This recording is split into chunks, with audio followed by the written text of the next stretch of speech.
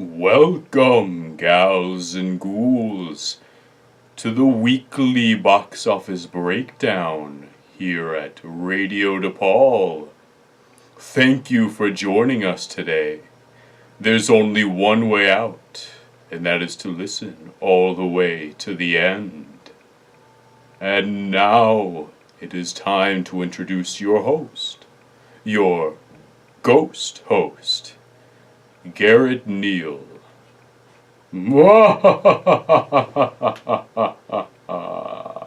Hey there, ladies and gentlemen. Hope you like that little spooky introduction for the Halloween episode. As of course we will not have a show in 2 days. It is October 29th here, and we will be looking at this past weekend and what's happening next in the box office. Let's take a look at today's top stories. We got Halloween continuing to kill the competition. We got October 2018, the best October ever. And the question, will Queen make a king's ransom this weekend? All that and more coming right up.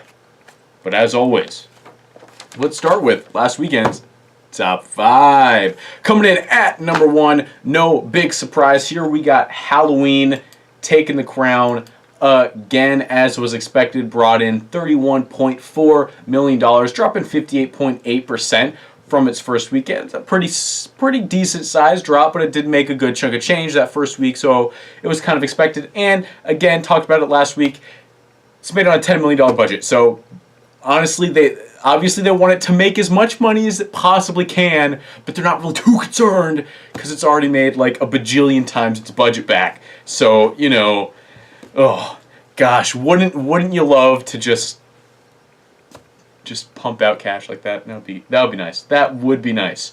But unfortunately, it's not that easy. It also came atop the box office internationally, bringing in $25.6 million in 62 markets, bringing and its total domestic gross now 2 weeks in is at $126 million, and its worldwide gross is going to be at $172 million. Moving right along, we got A Star Is Born retaining that number 2 spot.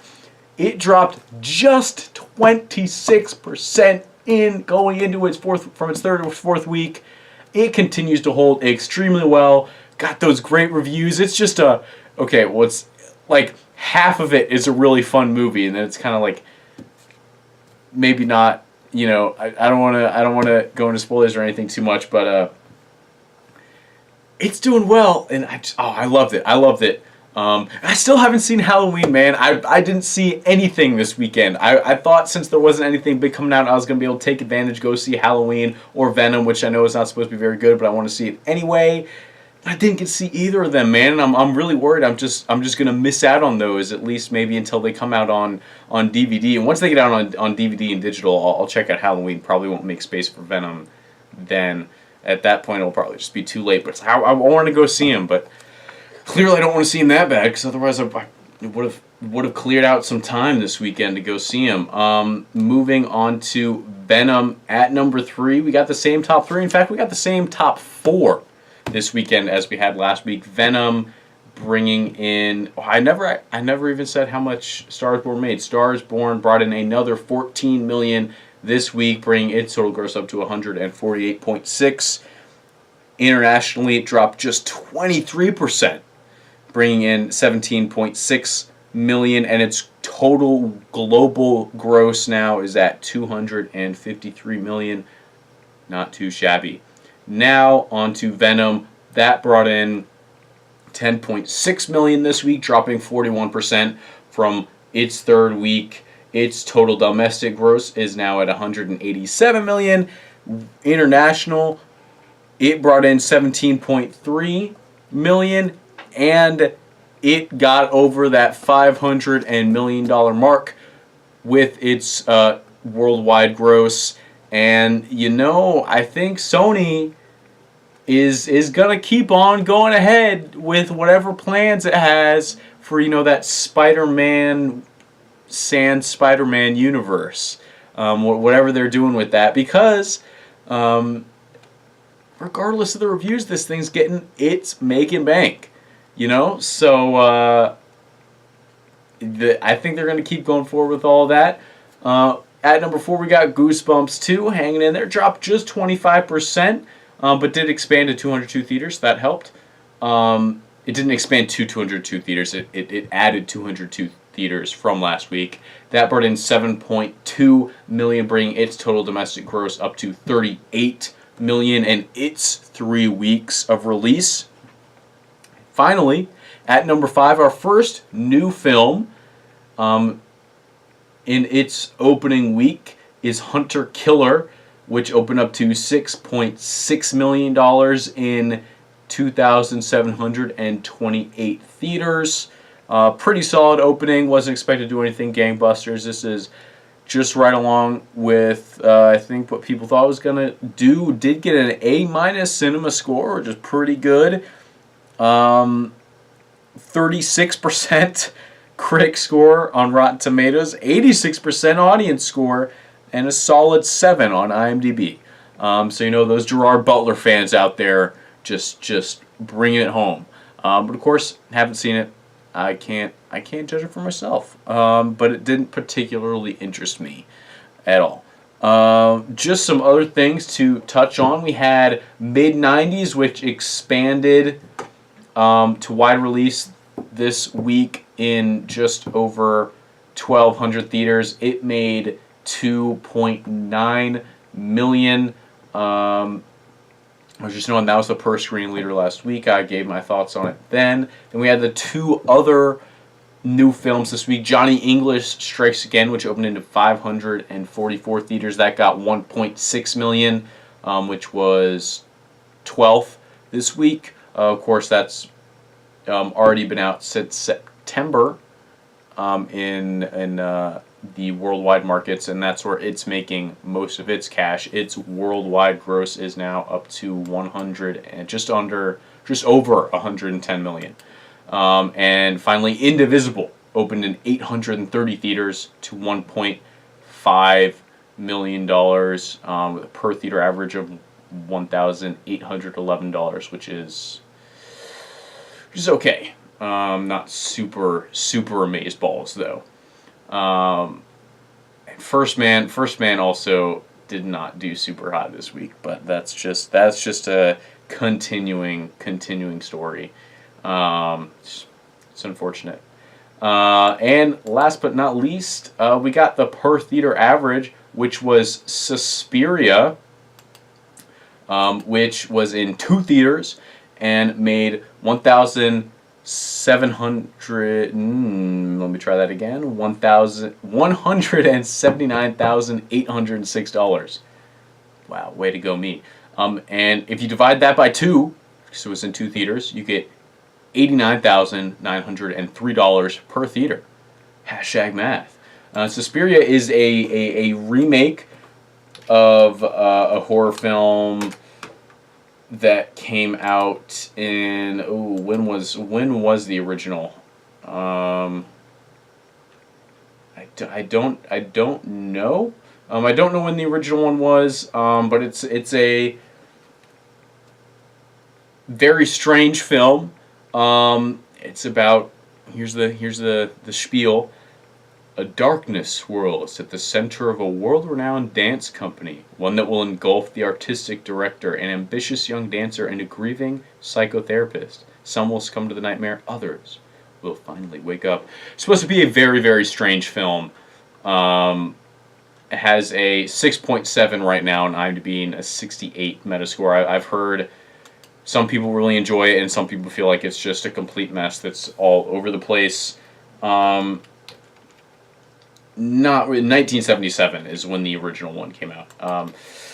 Not really my bag, so probably won't see that. I would rather see the first Halloween first, or not. I would rather see the new Halloween first than Suspiria. But Suspiria should be expanding into wide-ish release next week. But finally, this October is now the highest grossing October of all time. And when you think about that and think maybe, yeah, well, 2017 was probably the highest grossing, and then 2016. Not true, actually. Right now, the top 5 highest grossing Octobers of all time. 2018, which grossed $786 million. Then 2014 is next with $758 million, which is led by Gone Girl and Annabelle.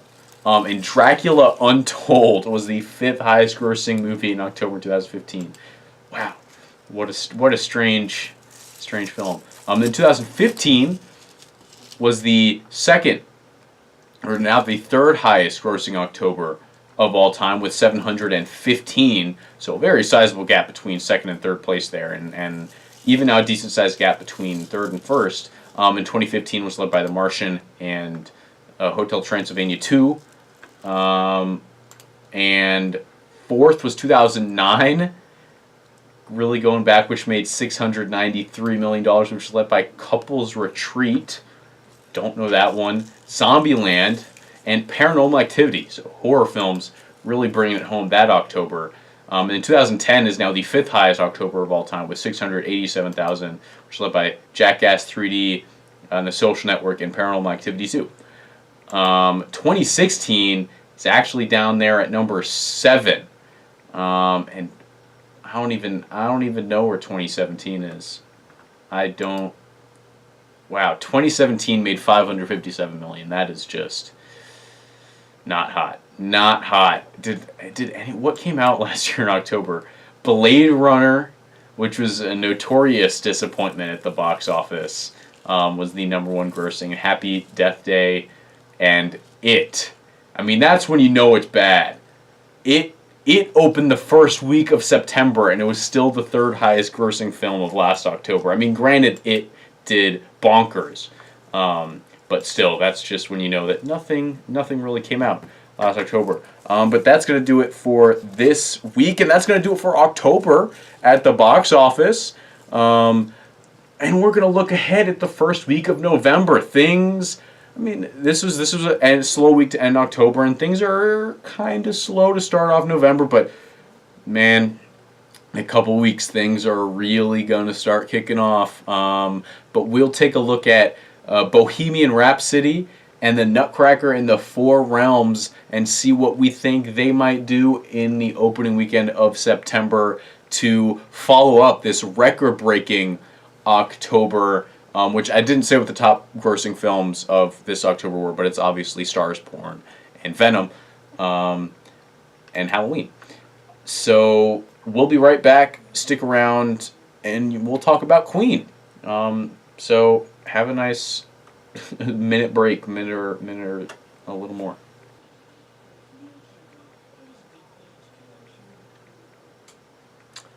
Welcome back, everybody. I'm Garret Neal here at Radio DePaul, Chicago's College Connection, and you are listening to the box office breakdown. We're going to take a look at the opening week of November, where we got Bohemian Rhapsody, The Nutcracker in the Four Realms, and Tyler Perry's Nobody's Fool.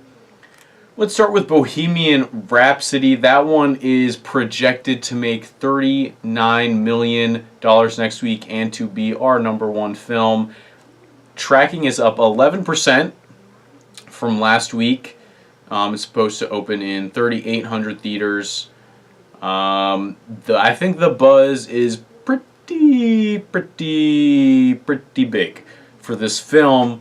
The ads got a lot of people excited, at least from the circles I run in, and it opened last week in the UK to $12.2 million, which is 127% more than Stars Born, 95% more than Greatest Showman, 46% more than La La Land, and 15% more than Les Mis back in 2010 when that came out, 2012. I forget. None of those are perfect comps, but just taking a look at how its opening weekend in UK compared to some more recent musicals. This is music biopic, I guess. But the one thing is it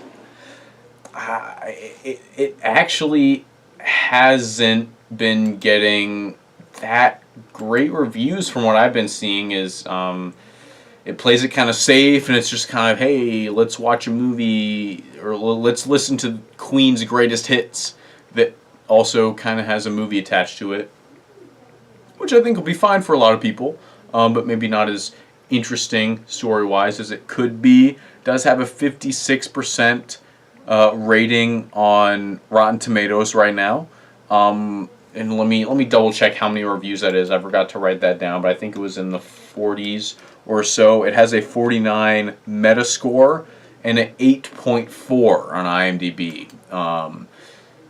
That's a 55% on 92 reviews right now. Critic score on Rotten Tomatoes with an average score of a 6 out of 10. So not too bad, but not stellar reviews. So we'll see. Maybe that might dampen the opening a little bit, or maybe that won't really hurt it too much, and maybe it'll just maybe hurt that in the weeks after it opens. We'll see. Next big opening, which is the film that I know I'll be seeing this weekend. Try to go see Bohemian Rhapsody, but again have been slow getting out to the theaters recently, and still need to see Halloween, man, and maybe even Venom. But right now I'm just focusing on Halloween. I'm probably going to miss Bohemian Rhapsody. Oh, I don't like being behind like this. But Nutcracker in the Four Realms, I know I'll be seeing at least that. And if I do get to go out twice, I'll probably see Halloween instead of Bohemian Rhapsody. But Nutcracker in the Four Realms is projected to open in 3,800 theaters as well, to about 20 million. 5% down from last week, so trending in the bad direction, but not by too much. Of course, the most recent live-action Disney film was Christopher Robin, which opened to 24.5 million earlier.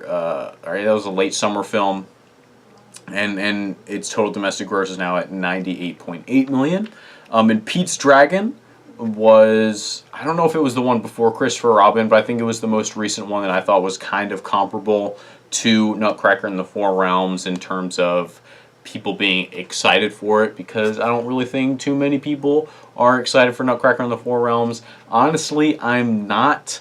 I don't expect it to be that good. It reminds me extremely of Alice in Wonderland, the Tim Burton version, which just seems like it's trying. Or the other thing it reminds me of is Snow White and the Huntsman, where it's just trying really hard to be visually interesting and unique, and yet it's not in any way, and everything just feels fake, and it looks, I don't think it looks very good, but I decided that I wanted to do a review on that instead of Bohemian Rhapsody, so there we go. Not expecting this to do gangbusters, and I'm not expecting it to get very good reviews either. Bohemian Rhapsody is definitely going to take the crown.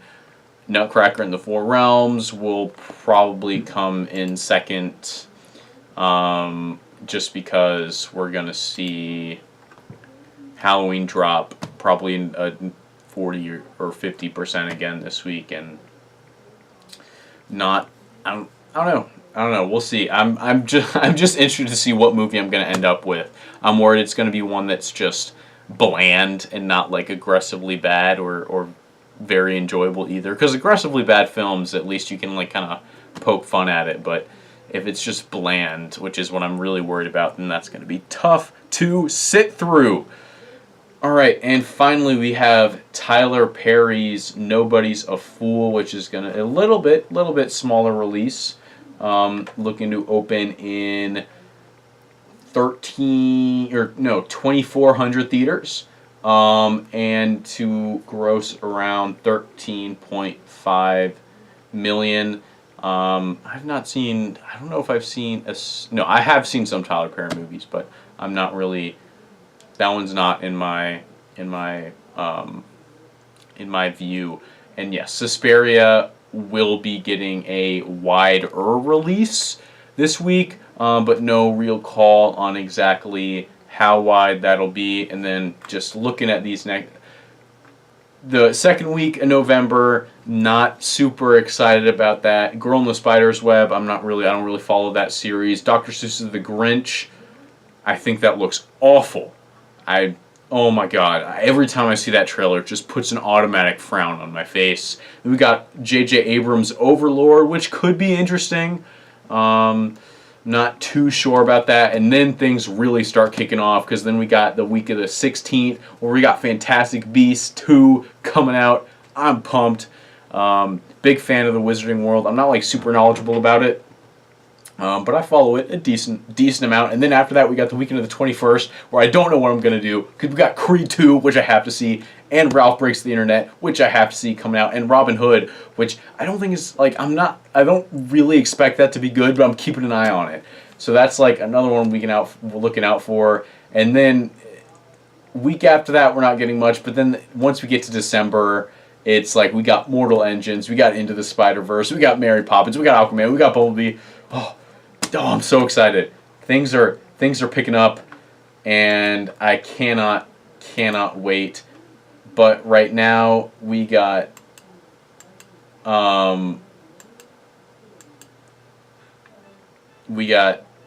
there's the music, and that means it's time for me to wrap up.